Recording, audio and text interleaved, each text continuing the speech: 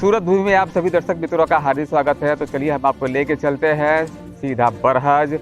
इससे पहले हम आपको बता देना चाहते हैं कि सरजू नदी के कटान को लेकर के 60 करोड़ रुपए के लागत का खर्च अब तक हो चुका है, लेकिन खर्च के अनुपात में अगर देखा जाए तो 6 करोड़ का भी खर्चा दिखाई नहीं पड़ता है। ऐसा समाजवादी पार्टी के नेताओं का भी कहना है और जो काम है वो काम भी दिखाई पड़ रहा है कि ऐसा कुछ काम हुआ नहीं है। इससे पहले भी सपा के अवधेश चौधरी ने भी कई बार उस कटान को लेकर किस मुद्दों को उठाने की कोशिश की, सरकार को अवगत कराने की कोशिश की, लेकिन कोई भी कार्रवाई नहीं की गई। पूरी की पूरी बात को अब तक ही दबा कर रखा गया है और पुनः एक बार कटान शुरू हो चुका है। और हमारे बीच इस समय आज की बात हम बता देना चाहते हैं। और आज की तो सपा के पार्टी के द्वारा विजय रावत ने कटान क्षेत्र कटैलवा विस्तार में दौरा किया और उन्होंने कई कमियां पाई, जैसे कि बोरे डाले गए हैं, सिर्फ बालू के बोरे से कटान को रोकने का प्रयास किया जा रहा है। तो इन सभी बातों को लेकर के हमारे बीच समाजवादी पार्टी के अनिल निषाद जी हैं। तो चलिए हम उनसे जानेंगे कि आज उन्होंने दौरा किया है कटैलवा का और दौरा के दौरान उन्होंने क्या पाया और किस प्रकार का वहाँ पर है।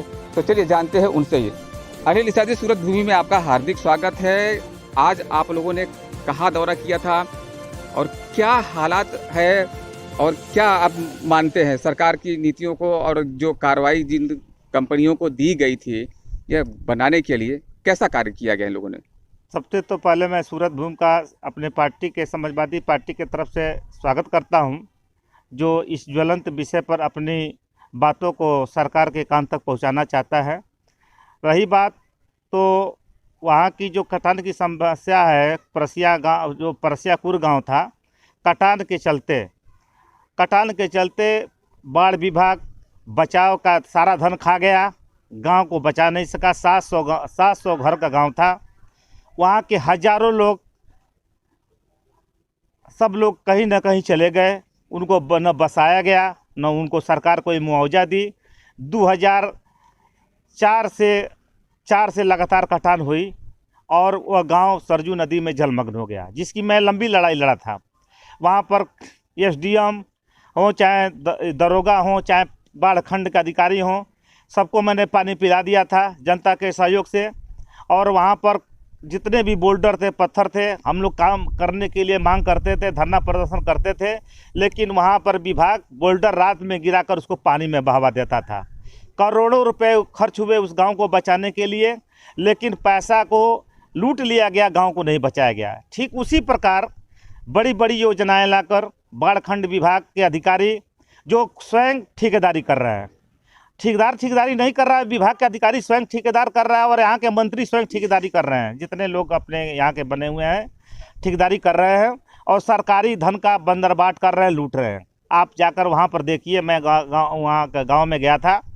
वहाँ गांव पर केवल बोरी में वहाँ का बालू भरकर, वहीं का बालू भरकर, जबकि मिट्टी कहीं और से लाई जाती चाहिए, और मिट्टी भरकर बोरे में ईंट पत्थर भर के उसको मुर्गे जाली लगाकर लोहे की जाली से उसको ढकना चाहिए। मात्र बोरे में वहीं के बालू भरकर रस्सी से बांध दिया गया है और सरजू नदी अब उफान पर आने वाली है। अगर थोड़ा सा भी सरजू नदी ऊपर आई तो कटान के से तो दूर वह ना उस गांव कटैलवा गांव का नामो निशान मिट जाएगा। अच्छा, अब तक कितने गांव उससे असर ग्रसित हुए हैं और कौन कौन गांव पूरी तरीके से कट चुके हैं, उसके बारे में बताइए। देखिए, कपरवार गांव के दर्जनों वो घर कट गए, कुरपरसिया के 700 घर कट गए, उस पार बिशुनपुर देवार के 35 परिवारों के लोग कट गए थे। इसी आश्रम में मैंने रखवाया था और प्रशासन मुझे धमकी दे रहा था कि आपको जेल भेज दिया जाएगा। अब मायावती जी की सरकार थी, आप लड़ नहीं सकते। जीएन चैम्बर इसी जगह आए थे और उन बाढ़ पीड़ितों को उस कमरे में बंद कर दिया गया था। हेलीकॉप्टर उतरा, उनको देखने तक मौका नहीं मिला। मैंने प्रेस से ब्रीफिंग करके इसकी जानकारी दी और उनके इस्तीफे की मांग की, उन पर कार्रवाई की मांग की। दुर्गा शंकर मिश्रा थे और उनको तत्काल इस जब बात की खबर लगी तो सारे लोग पगला गए और उनको विवश होकर नदुआ गांव में बसाना पड़ा था। आज मेरा ही दिन उस गांव में, वरना लोग एक एक दाने के लिए तरस रहे थे और उस जमाने में वो दलित सभी लोग थे, सभी हरिजने लोग थे। एक परिवार निषाद और एक पल यादव का परिवार था, लेकिन उन परिवारों को कोई मदद नहीं दी जाती थी। हम लोग समाज सेवी संस्थाओं से, लोगों से मदद मांगकर उनको देते थे, जिलाने का काम करते थे, और लास्ट में लड़ाई लड़कर उनको नदुआ गांव में बसाया गया। समाजवादी पार्टी काम करने में विश्वास करती है। समाजवादी पार्टी ने जो काम किया है आज, वो यहाँ के भ्रष्टाचार को पोल खुलता है। और माननीय अखिलेश यादव जी का निर्देश है कि हमारे सारे कार्यकर्ता गाँव में जाएँ, क्षेत्र में जाएँ, जनता की सुविधाओं के लिए लड़ें और उनकी बातों को मुझ तक पहुँचाएँ। नेता स्वयं जब हमारा नेता लड़ने के लिए तैयार है, तो कार्यकर्ता उनके लिए जान देने के लिए तैयार है। जो समाजवादी पार्टी पीछे नहीं हटेगी। आज आपकी पार्टी के कौन कौन लोग कटेलवा में गए थे और क्या देखा और क्या उन लोगों ने डिसीजन लिया है कि आगे क्या कार्रवाई करेंगे? हमारे समाजवादी पार्टी के विजय राव जी गए थे, एक अमित प्रधान जी गए थे, विकास यादव जी गए थे, सुधीर निषाद गए थे, दर्जनों कार्यकर्ता लोग गए थे। और हमारे पार्टी का कार्यकर्ता हर गांव में बैठा हुआ है। वहां पर दर्जनों कार्यकर्ता खुद वहां पर मौजूद थे, जिन्होंने अपनी पीड़ा को बताया और भरोसा जताया कि जो सरकार की मंशा है हम लोगों के लिए प्रति ठीक नहीं है। क्योंकि आज काम होता है और कल उसका नुकसान भी दिखाई देता है। केवल मिट्टी का ढेर लगाकर और विकास की योजनाओं को दिखाना एक झूठ का पुलिंदा है।